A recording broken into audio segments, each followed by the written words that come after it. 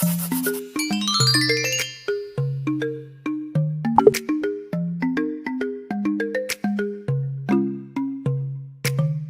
alaikum students, hope you are doing good there. So in this video we will solve the exercise 5b question number 10, and this exercise is on page number 121. So let's start it. सबसे पहले what we have to do here, there's an equation that has been given to us in the question. ठीक है, एक equation है जो कि हमें question में दी गई है. सबसे पहले हम इस इक्वेशन को नाम दे देंगे that this is equation number 1. ठीक है, दिस इज इक्वेशन नंबर 1. फिर क्या what they have what they are asking us, find the value of the value of C. आप हमें जो है वो सी की वैल्यू निकाल के दीजिए. जब ए की वैल्यू है 1/2, the value of b is 1/4 and the value of c is 1/-1/5. तो हम क्या करेंगे, 1 by 1 इक्वेशन नंबर 1 में ये वैल्यूज को पुट करेंगे. सो 1/a, तो हम लिखेंगे 1, a की जगह पे उसकी वैल्यू आ जाएगी दैट इज 1/2 माइनस 1/b.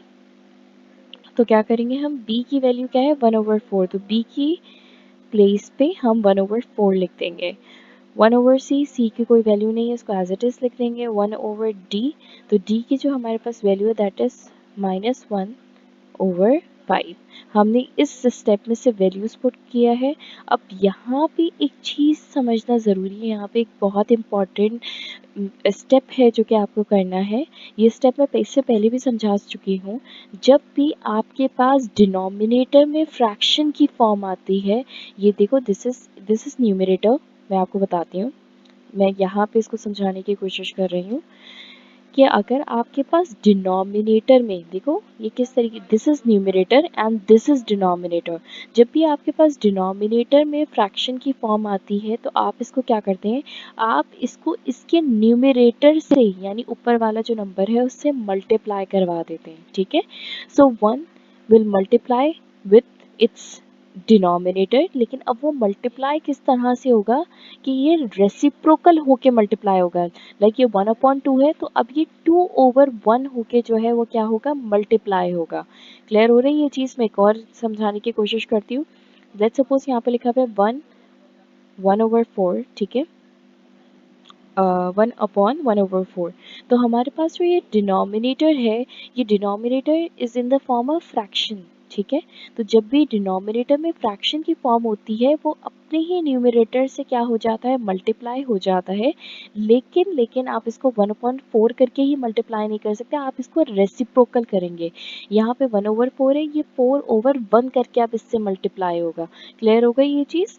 अब हम इसको क्वेश्चन को अपने सॉल्व करते हैं. Let me erase this first. अब अपने क्वेश्चन को सॉल्व करते हैं. तो हम यहाँ पे यही स्टेप करेंगे कि डिनोमिनेटर अपने ही न्यूमरेटर से मल्टीप्लाई हो जाएगा, लेकिन वो पहले रेसिप्रोकल होगा. 1/2 है, सो इट विल बी 2/1. ठीक है, माइनस यहाँ पे भी हम सेम स्टेप को फॉलो करेंगे, मेथड को फॉलो करेंगे. ये भी 1/4 है, तो इट विल बी 4/1. ये अपने ही न्यूमरेटर से क्या हो गया, मल्टीप्लाई हो गया. Equals to 1/c as it is आ गया. एंड हियर यहाँ पे क्या आएगा, यहाँ पे भी इसी तरीके से होगा. 1 मल्टीप्लाई बाय -5/1.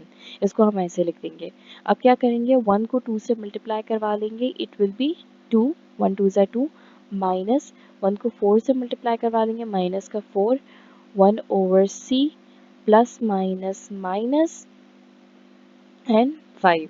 ठीक है, so 2 - 4 it will be -2 is equals to 1/c -5. क्योंकि आपको वैल्यू फाइंड करनी है c की, तो आप क्या करेंगे, वैल्यू के पास यहाँ पे माइनस का 5 है, वो इज इक्वल्स टू के उस साइड पे जाएगा, सो इट विल बी प्लस का 5.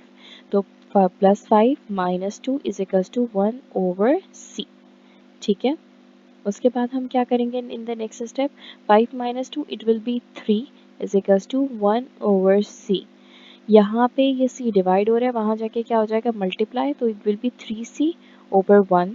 अब हमें c की वैल्यू फाइंड आउट करनी है, तो c के पास 3 क्या है, मल्टीप्लाई हो रहा है, so it will go there in division. So this will be the value of c. तो this is how we will find the value of c. अब हम अपना देखते हैं क्वेश्चन नंबर 11. इसको भी बिल्कुल same as it is solve करेंगे. n is equals to m x plus q. ये हमारी है इक्वेशन नंबर 1. इसको नाम दे देंगे. अब आपको इसमें फाइंड आउट क्या करना है. You have to find the value of q. ठीक है. और आपको 3 वैल्यूज जो है वो q की वैल्यू आपको फाइंड आउट करनी है. और 3 वैल्यूज आपको गिवन है. n की वैल्यू है 1 होल 4/5, जिसको हम यहीं पे इम्प्रॉपर फ्रैक्शन में कन्वर्ट कर लेते हैं. 5 1 सा 5 एंड इट विल बी 9/5. मैंने इसको यहीं पे जो है वो फ्रैक्शन की फॉर्म में कन्वर्ट कर लिया. m की वैल्यू 9 गिवन है और x की वैल्यू जो गिवन है दैट इज 2. अभी ये जो वैल्यूज आपको गिवन है उसके थ्रू आप q की वैल्यू को फाइंड आउट करेंगे. अब इस इक्वेशन में आप अपनी वैल्यूज डालिए. n की वैल्यू है 9/5 इज इक्वल्स टू m की वैल्यू है 9. The value of x is 2 and q will come as it is. Okay, what we will do here. हम यहाँ पे अब करेंगे, हमारा स्टेप होगा क्रॉस मल्टीप्लिकेशन का, क्योंकि इज इक्वल्स टू के on the right hand side even there is a form of fraction and on the left hand side even there is a form of fraction. तो हम क्या करेंगे, cross multiplication करवाएंगे. 9 will multiply with 2 plus q and यहाँ पे 9 जो है वो 5 से मल्टीप्लाई होगा. तो it will be 9 2 is 18 plus 9q is equals to 9 5 is 45. ठीक है. 9q is equals to 45 minus 18. 18 यहाँ पे प्लस हो रहा था, वहाँ जाके जो है वो क्या हो गया, माइनस हो गया. जब हमने 45 में से 18 को माइनस, लेट्स चेक इट, 18 को माइनस करेंगे what we will get 27. So subtract करवाने के बाद इन दोनों वैल्यूज को we will get 27. q is equals to q 9 से यहाँ पे मल्टीप्लाई हो रहा है, वहाँ जाके डिवाइड हो जाएगा. 9 was a 9, 9 2 is 18, 9 9 3 is 27. So the value of q is 3. So this is the answer of question number 11 of exercise 5b.